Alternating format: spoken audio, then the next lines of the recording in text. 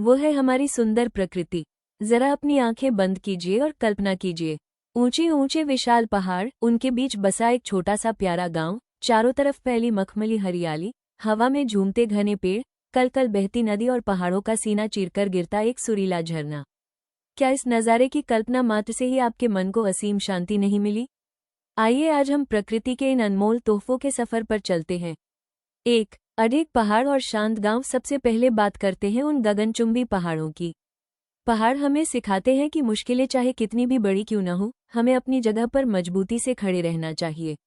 और इन्हीं पहाड़ों की छांव में बसते हैं हमारे गांव। गांव जहां आज भी जिंदगी घड़ी की सुइयों से नहीं बल्कि सूरज की पहली किरण से शुरू होती है। गांव का वो सादा जीवन, मिट्टी की सोंधी खुशबू और लोगों का आपस में निस्वार्थ प्यार हमें हमारी जड़ों से जोड़े रखता है। 2. पेड़ और हरियाली। धरती का श्रृंगार। गांव की असली खूबसूरती वहां की हरियाली और घने पेड़ों से है। पेड़ केवल लकड़ी या फल नहीं देते, वे इस धरती के फेफड़े हैं जो हमें हर पल जीवनदायिनी ऑक्सीजन देते हैं। जब हवा चलती है और पेड़ों की पत्तियां सरसराती हैं, तो ऐसा लगता है जैसे प्रकृति कोई मधुर लोरी गा रही हो। ये हरियाली हमारे थके हुए मन को तरोताजा कर देती है और हमारी आंखों को सुकून देती है। 3. बहती नदी और गुनगुनाते झरने। इस खूबसूरत तस्वीर में रंग भरने का काम करती हैं जीवनदायिनी नदियाँ।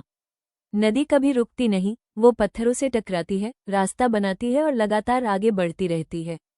नदी हमें सिखाती है कि जीवन का नाम ही चलते रहना है। और जब यही पानी पहाड़ों की ऊंचाई से पूरे वेग के साथ नीचे गिरता है, तो जन्म होता है एक खूबसूरत झरने का। झरने का वो सफेद दूधिया पानी और उसकी गूंजती हुई आवाज हमारे अंदर एक नई ऊर्जा और उत्साह भर देती है।